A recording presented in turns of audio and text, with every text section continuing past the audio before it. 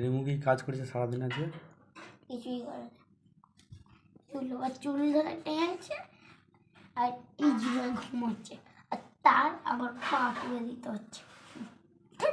পা টিপে দে ভালো করে, মালিশ করে দে। আবার মারছি ওকে। কিছু কাজ করে না, এমনি অনেক কাজ করে ও।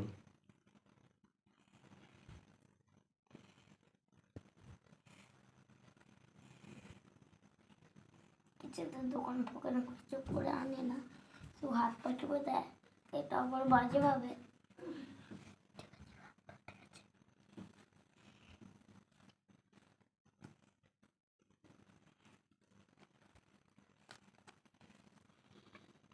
দেখবি এবার চাগিয়ে দিয়ে ফেলে দেবো, বুঝবি?